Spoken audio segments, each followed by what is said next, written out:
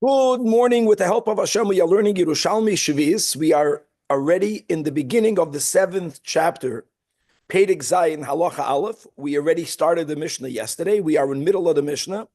On top of Daf Nun Beis Amud Aleph, two lines from the top. We have in the brackets the Mishnah Beis, and most of the Daf today will be Mishnah. We're going to go from learning about the rules of leaves and roots and how the laws of Shvius apply to them, as we explained yesterday. We're going to move on today, beginning with the fruits of the trees.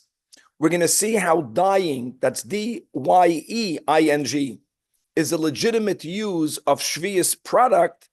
Importantly, even if that's also edible, as long as it's common to use that item, that plant, even though it's edible, for dyeing purposes, one will be allowed to use that on Shvius. Again, as we'll see today in the beginning of the Gemara, the lochem, la'achla would imply to eat.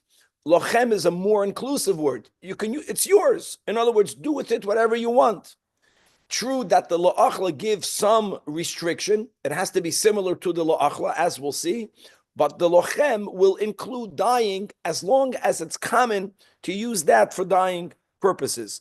Now, one of the rules of Shvius, of Perek Shvius, is that you cannot do schoira, you cannot merchandise Perek Shvius. Like we already began to explain yesterday, it doesn't mean that you may never sell Perek Shvius. It's not true. But we're going to elaborate more in explaining exactly what are the parameters, what you could and what you cannot. And from the isur of selling Perek Shvius, the Mishnah will enumerate other isurim, not Shvius related. I think the most important one will be the one that midrabanan, you may not sell non-kosher foods, nevelas, treifah, shkatzim, and amasim. And we're going to have some elaboration on that prohibition. Again, it's not going to be a complete, absolute prohibition of midrabanan. If a person, as an example, the Mishnah will give, a person who does business with kosher food, let's say you're a fisher, you're fishing for kosher fish, and in your net falls a non-kosher fish. Now you have it. You are allowed to sell it.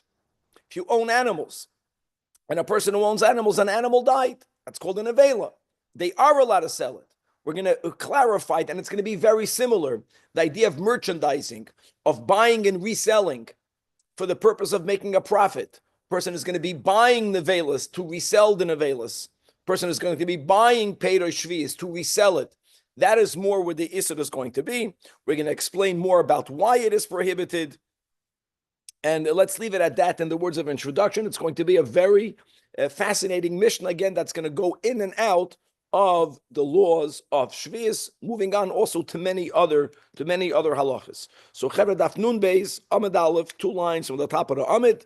Here the Mishnah says, Oid Klal Acher Amru, just to remind everyone that in Perek Klal Gadol in Bavli, that means in Masechta Shabbos, that we learned in Yeshiva, the Mishnah also begins with a Klal Gadol and with a Klal Acher. I didn't look. I think that's on Daf Samaches. Whoever remembers the opening, the Mishnah of the Lamates Malachas is on Daf Ayin Gimel. I remember that because that's when I came here to Rabbi Shachat and Tavshim Mem Beis. But the Perek begins a few daf earlier, and if I'm not mistaken, the Gemara begins with why Klal Gadol, why Klal Acher, like those wordings. And whatever the Gemara says over there, obviously applies over here as well. If I'm not mistaken, the Gemara over there brings Shvius of the way Rabbi formulated with a klal gadol, what's a klal gadol, what's a klal acher, va'ayin sham. All right, now oy klal acher amru kol shehu ma'oichel adam or ma'oichel behema or umimin hatsoivim, as we learned yesterday. These are the three categories of products, of plants, whether they are legumes, whether they are grains, whether they are fruits that grow on Shvius, that generally will be included in the category of Perek Shvius.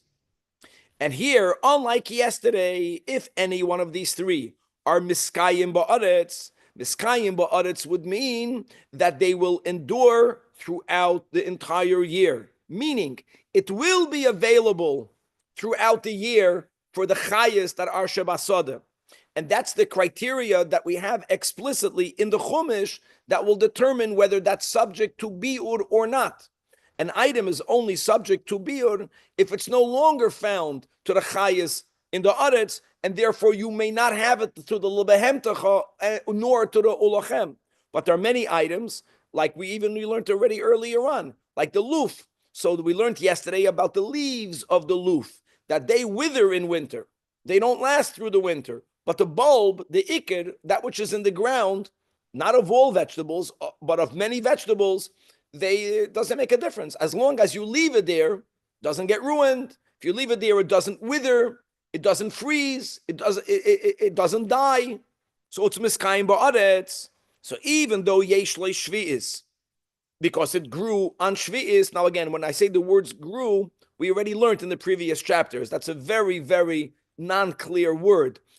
To determine what year does something belong to, remember that? So whether we're going to use Echad B'Tishrei or for the fruits Tu B'Shvat, that's the time.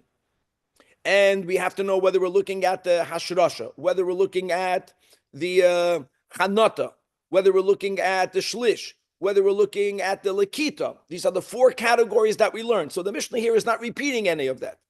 But once it's considered halachically of the seventh year, so first of all, it's bound by all of the restrictions of Shvi'is. And as we already explained yesterday, Barichos, uladam of Shvi'is, that's a very big rule, that when you sell it or you exchange it, ladamav doesn't only mean money. You can barter food for food. So not only does the Kedusha in the original stay there, not like Meiser Sheni, not like Hegdish, Bedek Habayis, where when you make an exchange, the original Kedusha goes into the money, it stays in the original Peirosh Shvi'is. They are always bound by the rules of Peirosh Shvi'is, and in addition, that Kedusha will also go on the money for which it was exchanged for. And again, or for the food for which it was exchanged for, or for any item for which it was exchanged for. So here it's like we had in the beginning of the Mishnah. But it's not as all-inclusive, because since it's miskayim ba'aretz, that's the key, therefore, ein loy biur, and furthermore, v'loy ledam of biur. And you're going to ask, why did the Mishnah have to say ledam of biur? Why would we think that the uladamav will be subject to biur if it's coming from a peda that's not subject to biur? We'll see soon in the Mishnah that there is a Tana that disagrees with this statement, and hold on, we'll see that in a moment. And as we had in the beginning of the Mishnah, the Mishnah now gives examples of items that are food, whether whether they are mimin hatsoivim, but they are miskayim ba'aretz, and therefore they're not subject to biur. So what are they? So the first one is ikar haluf hashoita. And again, we're not speaking about an onion, because many onions will not last in the ground. But this luf hashoita, this wild luf, not the alei haluf, that was yesterday. The leaves, they don't survive throughout winter because they protrude above the ground. The winter will kill them, will wither them. But the bulb, the ikar, you can call it the root, but we'll call it in English the bulb, they do not wither, they do not decompose. Or another example is ve'ikir horandonom, the root of the mint that stays in the ground and it remains throughout the entire year. Hoar kavlin, v'chalbitzin, v'abukaria. These are all different types of herbs. And now, and either they are Michael Adam or Michael Behema. And now the Mishnah gives as an example, that's not all inclusive, but just as Mishalim, of umimin hatsoivim, that will be pua, matter, and richpa, whatever richpa means, va'ayin b'fnim, whoever has the Gemaras with translations. These were items that were commonly used for dyeing purposes. And again, the Mishnah repeats, this is formulated as you had it in the Reisha, yesh lahem shvi'is uladmeim shvi'is. And because of the fact that they are miskayim ba'aretz, ein lahem biur u lidmeim biur. Now here you can see why Rabbi repeated it, because Rabbi Meir argues with the lidmeim. Rabbi Meir holds that even though that they are not subject to biur ever, If they were exchanged, kahalacha, even though again you can't do schayda with Peder Shvis, we're going to get back to that in a moment. Many times you will be allowed to sell, and it won't be called you're not merchandising, or you can barter the money that you receive, or any other food item that you receive in exchange of the above, even though the original never withers, but the obligation of biur umisbarim ad Rosh Hashanah. In other words, you have to consume them until Rosh Hashanah. And if you don't do that, then it's subject to biur on Rosh Hashanah, Echad B'Tishrei of the 8th year, which is quite amazing. Now, don't forget, guys, Rav Meir agrees that Midoy Raisa, since the product is exempt from biur, so the exchanged money is exempt from biur. That's Midoy Raisa. Rav Meir's argument is midrabanan, and that is that a person might forget that the money is imbued with the kedusha of shvis, because the mayim ain't lahem biur, but the Tanakama says that ula the mayim shvis, the money is subject to the laws of shvis. And just as an example, what's the restriction? As we'll see in a moment, you can't do schayda, cannot do schayda with the money. And that is something that people might forget. See, what is one supposed to do with the money? Buy use it for food. Very good. And then that food would have kedusha shvius? And that food will have kedusha shvius. We said that yesterday, because the transference always remains on the first item and on the last item. So if someone borrowed it, let's say on shvius, I had one of these items. Let's speak dafka about that because of biur. So you have the iker haluf hashoita, the first example the Mishnah gave.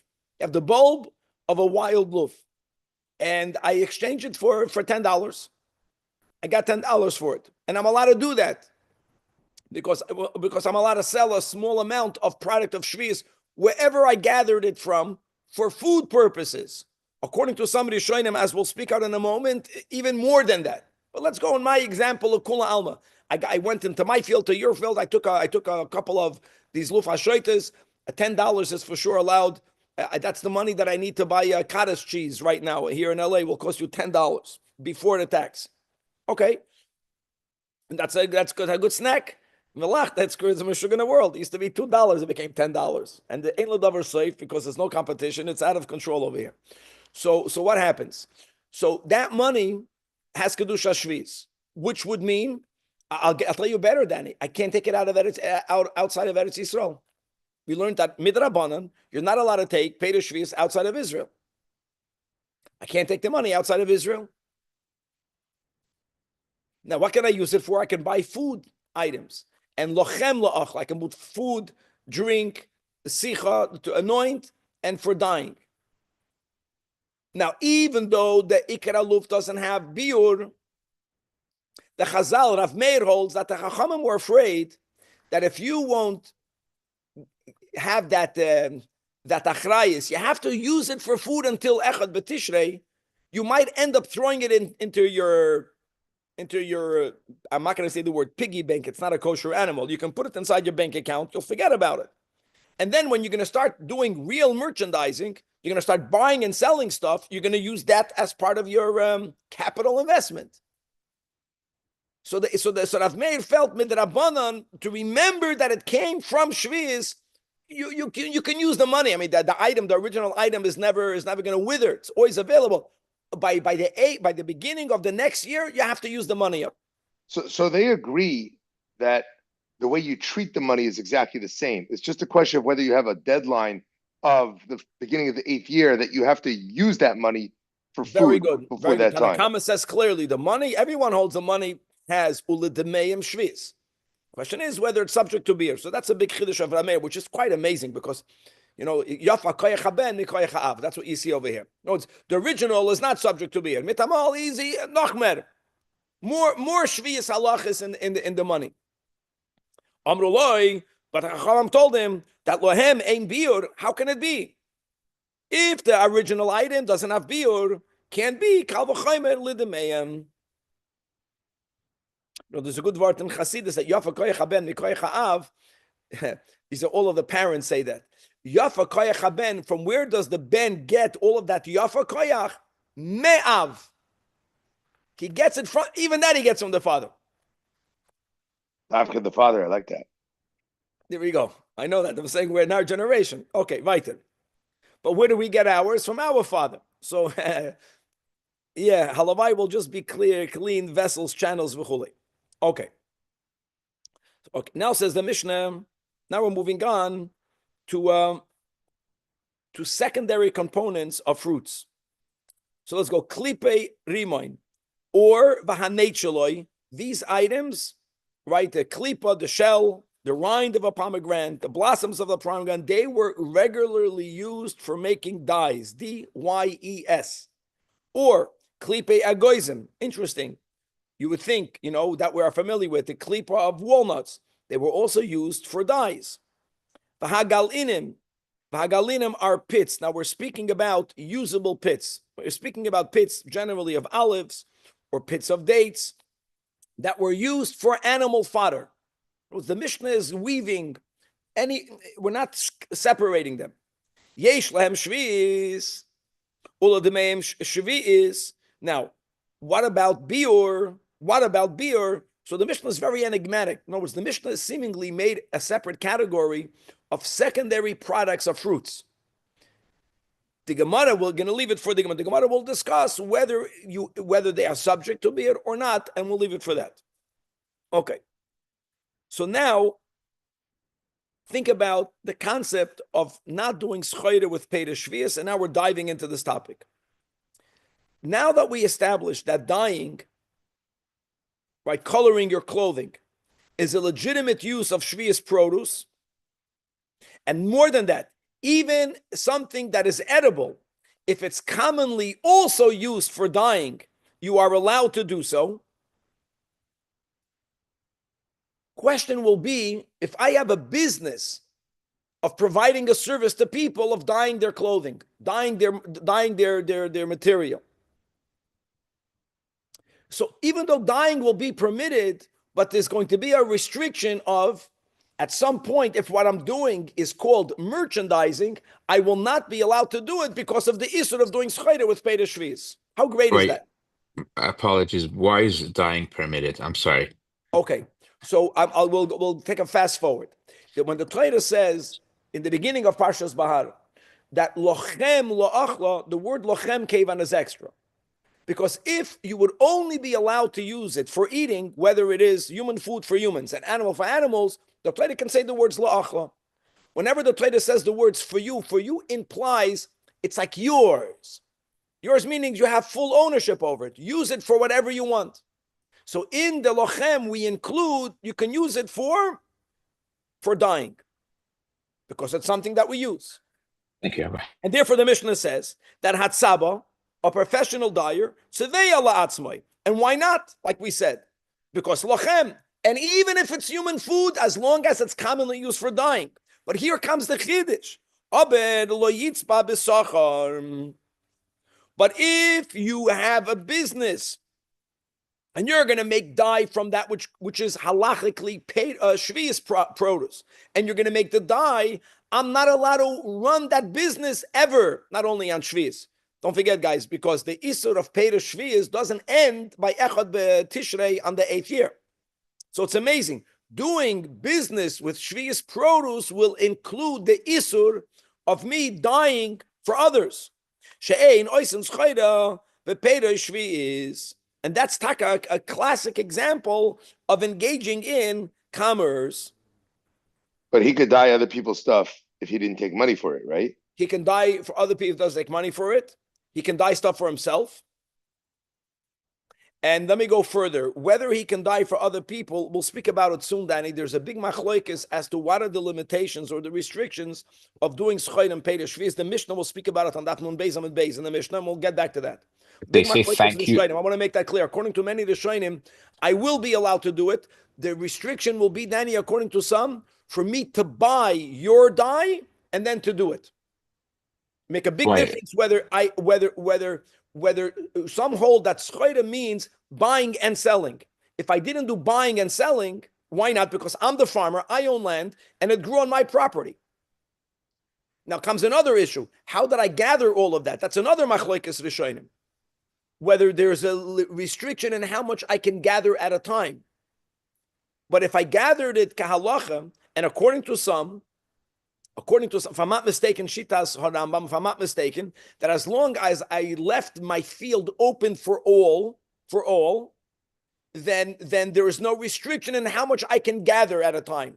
That's another machlokes rishonim. Is there any inherent kedusha in the garment once it's been dyed? That's what who asked that question yesterday? I didn't have the answer. I think it was Kavan or Dan. Dan asked that. I don't know yet. We didn't learn it yet. I'm sure it's going to be here. That's what Dan asked.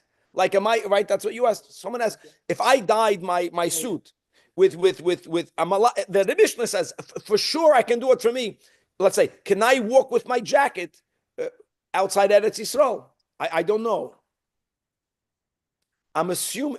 Okay, I'm not going to say anything because it's going to be a Mishnah. This is a halachic, and whoever learned, maybe the Rambam wrote that. If somebody thanks you, huh? if somebody's thanking you, isn't that sahar? Like way before we said you're saying hello and goodbye, That's where only you for ribis. That's called avak ribis. That's maybe a loisichonim by other, but not here. over here. Got No, it. my friends. That's the problem with fundraising. You raise money, you need money. They told you, Rabbi, you're doing a great job. Yasher koyach. You're gonna make it. You understand? That doesn't help you. More than just that. Well, that's a good question. We'll get. I'm sure we're going to learn this. Let's go weiter. Now, this is beautiful of the Mishnah. Now that we're speaking about the Isra of doing Schayda B'Peidah Shvius, that will be elaborated in a moment more in Amud Beis. Now we're going to learn other dinim in where there is a limitation on merchandising. So let's go one by one. This is great. V'loi b'vchayres. So let's remind ourselves. Bein ba'aretz, bein b'chutz la'aretz. The first emission of the womb of an animal, of domesticated animals only. If it is a male, it has kedushas b'char. And there are two dinim with kedushas b'char. Number one, you have to give it to the kohen. Number two, it's mamish, it's kadosh meirachem, which means it's the only animal that you don't even have to make a declaration prior to putting it on the mizbeach. On the other hand, unlike anything that's fit for the altar, that if it became later invalidated, psulei hamikdashim must be burned, they are asur b'hana'ah. B'char is different. Even though it was fit to go on the altar, if it gets a halachic blemish, it's fully chulin, with some restrictions. Just to remind ourselves, there is still an isur. Let's giza and avoida. Other than the prohibition of shearing and using its wool and working with the animal, but eating-wise, it's mamish permitted. And it's chulin.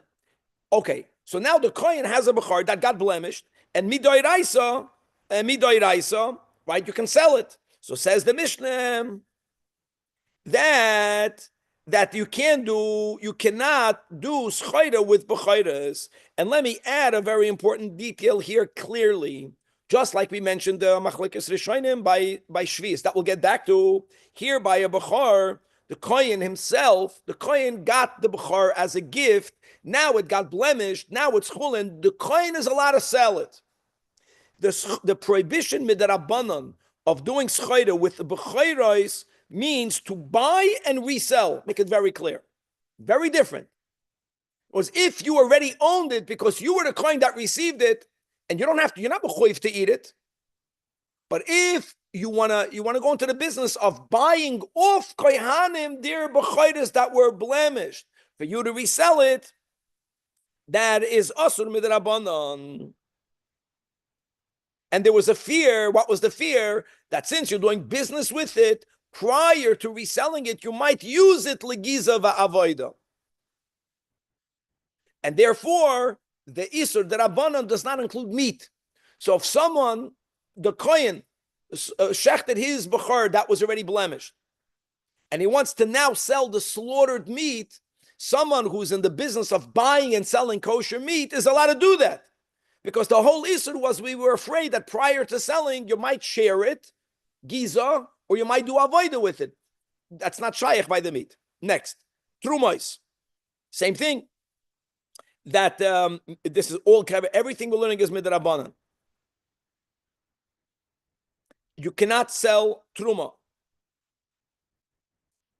Now, there's a big machlokes here as to the reason. One reason is because if you are in the business of selling truma, prior to selling it, you might eat it.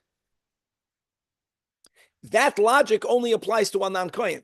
That would imply that a kohen not only can sell his, he can sell others. He can buy and sell others. Because if the middle person prior to selling is allowed to eat it, gesund heit. There's another reason given over here, that the reason why Chazal made a isur for there to be merchandising with truma is because truma has kedusha, perhaps even more than the bchar that became now blemished, and it's a bizoyan to treat the truma like merchandise because of the kedusha that's in it. If that would be the reason, that even kohanim are included in the isur. Let's move on. If not, we have to finish this. Now we're going to put all the next into the same category. Nevelois, trefois, shkotzim, and amasim. Guys, like quick chazara. Nevela means an animal that died without shchita or was killed. It's not living, but its life was not drawn from it through shchita. And treifa means that the life of the animal was taken through shchita. Alama, the animal has from the main categories of blemishes that Chazal, that the Torah through the Chazal tell us is considered an animal that cannot live for a year, and therefore, even though it had shchita, you're not allowed to eat it. The nafkamina between nevela and treifa has been a geya tum and tara generally, that an animal that's nevela, not only is it asur b'achila, but it's tamei inherently, right? Because aisman on nevela is going to be imparting tuma. Treifa, the shchita on a treifa generally takes away the tuma of nevela, but as far as the isur achila is concerned, they are the same. Shkotzim are creepers that come to being through the union of a male and a female on the level that you can see, and like the Rambam says, and the Muslim are creepers that, as far as the naked eye is concerned, they appear to come spontaneously. That's the whole topic. It doesn't mean that when you use these magnifying glasses and you see what's happening on that level. Could be there is a yichud of zun, doesn't make a difference, just to know what it means generally. That's nevelas, and all of them are asur b'achila. Interestingly, right, shkatzim and amasim, many lavim, more lavim than when it comes to nevelas. We're not going into that detail. We're just going to the fact that midai raisa. Listen to the shocker over here. Not only Vlad is the isur only for eating. There's no isur b'hana. That's the whole topic we learned in Masechtas Pesachim. Like, how do you know when something becomes asur b'hana? When the Torah says thou shalt not eat, does it automatically include Isur Hana until the Torah tells you that you could have Hana? In the case of Nevelas and Treifas, the Torah actually tells you can't eat it. One of the things the Torah tells you could do is you can sell it to a non-Jew. The Torah says that. And I want you to know a big rule, my friends, that whatever the Torah says explicitly that you are allowed to do, that's a big taz. The Chazal were never allowed to prohibit. All of the siyagim that Chazal gave, that even though midaraisa you could, but midarabanan you cannot, if the Torah says you could, they can't go against it. Now, the Torah says sell it to a goy. So here it's clear. So how come we do the basar b'chalav? One second, let me just finish this. Here, that's clear that the isur midarabanan of selling the velas and tevish kotzim amasim is buying and reselling. I have my own nevela. Of course, I can sell it to a guy. The Torah says I can do that. The Chazal can never prohibit that. But if I'm not, it's not mine. I don't have behemoths. I'm buying and reselling. That is where you have an Isra Midrabanan. Now, Yakir, what did you want to ask? I'm good. Okay, just to know, Basar B'chalav, interestingly, the Torah doesn't say eating. The Torah says loisavashal, right, 3 times, and one of them echad isra achila, right, ve'echad isra hana, and one is not. You're not allowed to make it. You're not allowed to cook it together. But they're clearly midoraisa. You cannot sell it. But it's not only you cannot sell it. You can't have any hana. Right, but for your chicken, a lot according to a lot of and Rabbi pushed it off the siag. So here's an example for something that the Torah says yes, and the Rabbanim forbids. Under the premise that we just learned.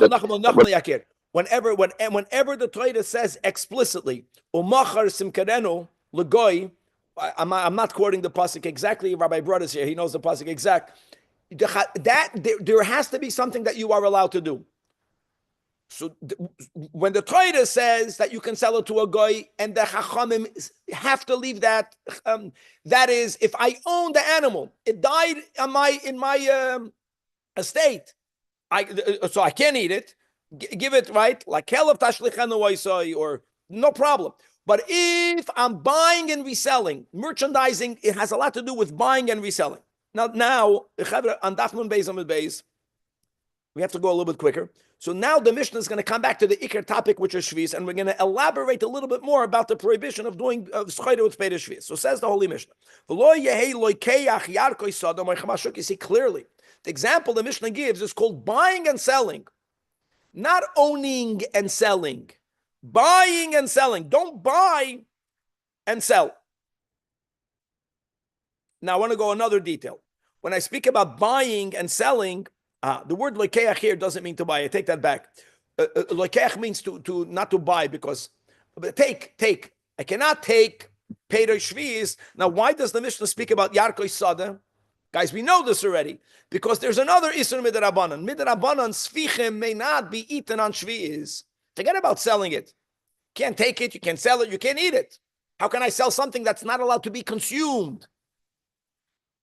Narvos then. The reason why Chachamim said you can't eat Svichim is because they were afraid that a person is going to plant the veggie on Shvius and claim it grew spontaneously. Masha'enken Yarkoi Sadem, all types of wild vegetables that grow on their own, and people do not plant them. That type of wild endive is not something that people cultivate.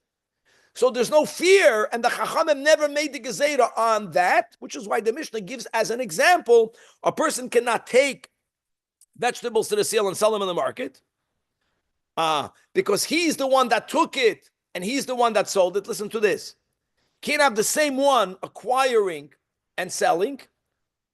I don't want to use the words buying, because on shoes you don't have to buy anything, because everything is hefker. Now, how much would you be able to pick? Machloikas rishonim, whether there is a restriction on how much you can pick, or whether in fields that are left mufkar lakoil you can take as much as you want. Amazing. Even though the Torah writes explicitly that loy siksiru, even though it says sfichim, it goes for anything. Coming back over here, what could you do, says the Mishnah? If I gather it and my son sells it, it's not the same person. Avada, if someone else, my chaver, even my son, you would think my son is an extension of me. Since it's not the same one that acquired, and that is the same one that sold, that's not included in the isur of schayda of a Peder Shviz. Wow. Aval hu loikeit, even ubenoi moicher al yadoi. Wow, are we? Now,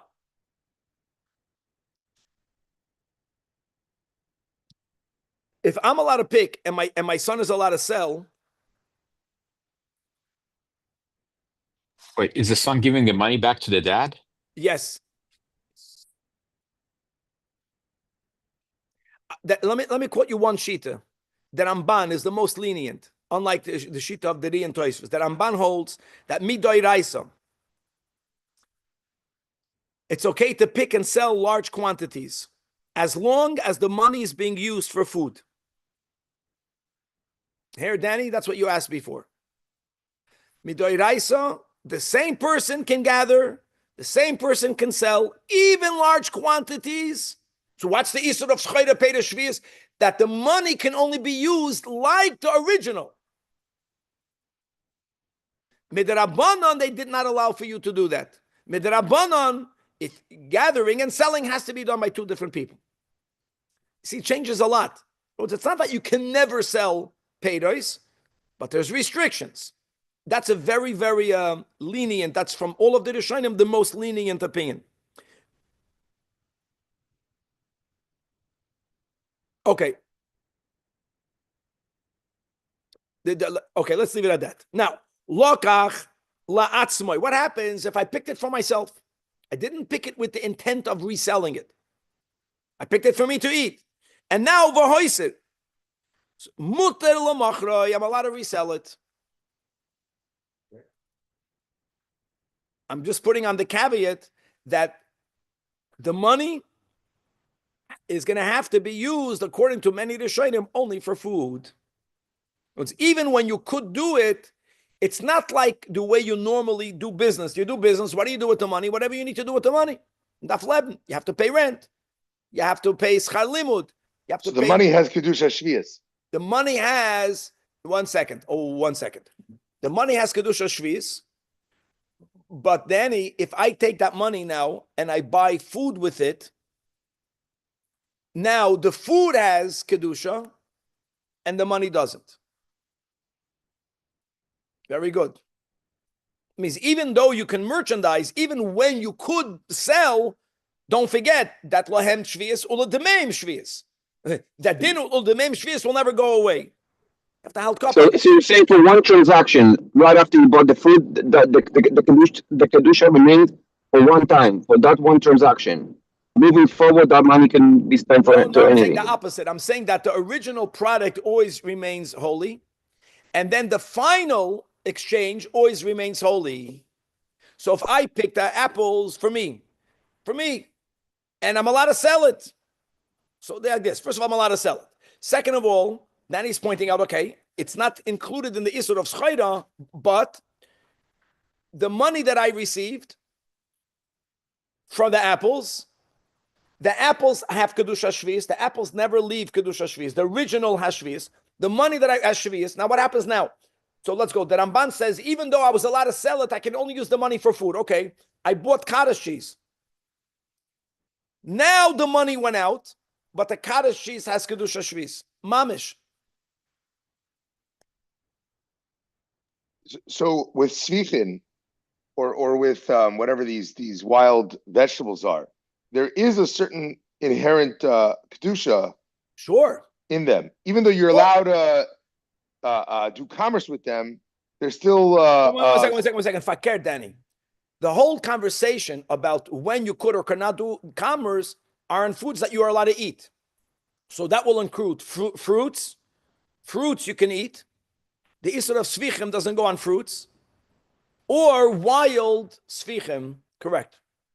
That's where you begin to have this discussion of, when can you not sell it? What's included in the Isur of Schayda B'Peidah Shvis and what's excluded from it, which means it's mutter. No, wait, the things together.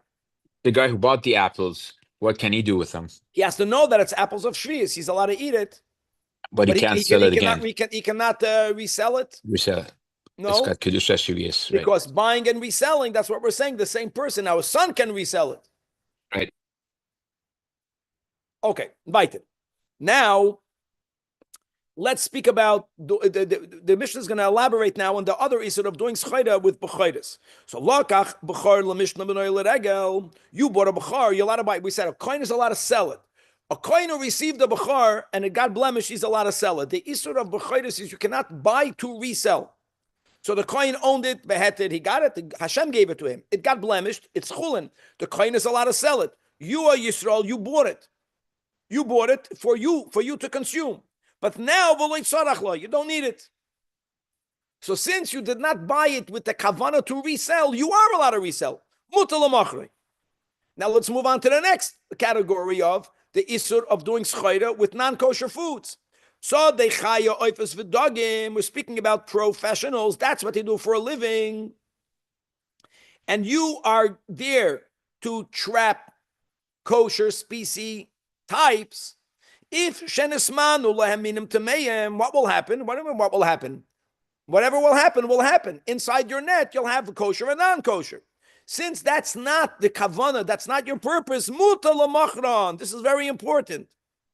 In other words, the isur, the Mishnah says, of doing schayda with non-kosher foods is when a person is deliberately acquiring the velos for resale at a higher price, of course.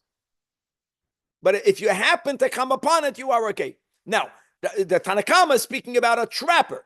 Rabbi Yehuda says that leniency is not only for a trapper. What happens if you're walking down the path, you're walking down the road, and you find a dead carcass, and you know there's value to it. So yes, like keyach umayker, you take it and you sell it. Even though you're not a professional trapper, That cannot become your occupation. The Chachamim disagree. The Chachamim say that a non-professional trapper, if he comes upon a nevela of any nevela, he's not allowed to take it to resell it.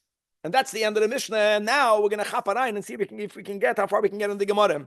So again, the Gemara says, Tzevoyim la'adam, like we spoke out in the Mishnah, all of these plant seeds, all of these plant species that are used to produce dyes for Adam, meaning either for the skin of the man or for the clothing of the man or for utensils of the man. When the Yerushalmi says the words mahu, just change the word mahu to minayin. No, it's minayin sheyehei aleim kedusha shvis. That's what the Gemara is saying, or that's what the Gemara means to say. Maybe who said that? That's what you were saying, Kevin. Where do you have the la'achla? There's no la'achla here. So the Gemara says, from the word lochem. Lochem la'achla. Koil shutzarech lochem. Now, V'tani Allah, we learned in a brayso that further elaborates what's lochem. Lochem la'achla. Well, achila, shsiya. We already know in other areas in halacha that sicha is like consumption. It's like eating, right? And utzviya. Now, guys, this is a two-sided sword. On one hand, it means that you can use it because la'achla v'loy lahefsid, right? You can't waste it. It's not called wasting. Halachically, it's not called wasting. On the other hand, since it's included in this pasuk, and the Torah says Shabbos, that means that it's bound by the restrictions of Shviz. And what does that exclude? What will not be included in the lochem? Even though here we don't have the word shava l'chol nefesh, we'll have something similar in a couple of lines. What's the shava l'chol nefesh? It has to be something that everyone uses. Yotze melugma. Melugma is a type of medicinal plaster that comes from plants, that since that's only used for ill people, that's not included in the dinim of Shviz at all. And Yotza alintin. Alintin is a type of potion. Now, guys, let's go back to Masechta Brachos, right? It's made from aged wine and water and balsam oil, and it was very spicy. And since that was something that was consumed by people that are called tabbilin, people that they lost their sense of taste. You see, COVID already then. And in order to get the sense of taste back, one of the Talmudic solutions is to drink alintin. And who drinks alintin? Only people that lost their sense of taste. Other people did not drink alintin. So therefore, that's not included in the lochem. Okay. Bottom line is that dying is called shava l'chol nefesh. Yotza, right? Melugma she'ein olav kedusha shviz. I get it. We're just recording the brayso because it's not something that everyone will use. Hakashe v'tani we learned in another brayso when it comes to don and sad and zera and isosis. These are all different types of inedible plants that were soaked in oil to create psamim, fragrant perfumes. Says the Mishnah, says the brayso that if they were sowed in the year of Shviz, Kedusha Shviz Chalalem. Now we got a problem. What's the problem? Who uses perfumes? Only the wealthy people. If you're telling me that only if it's not for eating, I get it. Lochem is more inclusive, but lochem includes only that which is shava l'chol nefesh, and these are the words in the Bavli. But in the melugma is excluded. This alintis is excluded. So what about why are perfumes included? Only wealthy people use perfume. Dafnun Gimel. Gavaldika answer. It's an upbeat note. Answers the Gemara. My kedoin. Lochem ashava l'kulchem. No. It is ashava l'kulchem. It is shava l'chol nefesh. Why is that? Every Jew can become wealthy. If you're not using perfume, it's shaykh to you. Choyle is not shaykh to you. Choyle, being ill is a problem. All people are healthy people. The anomaly is illness. The anomaly is poverty, or it's even better. Even the person who's poor, he can become wealthy. If you become wealthy, you're gonna put on a fragrant, a stinkach, it's a perfume. It's gewaldig, chavre.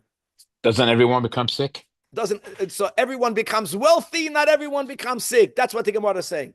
Amen. That's what happens when you learn. When you learn That's a good word. wealthy and you don't become sick.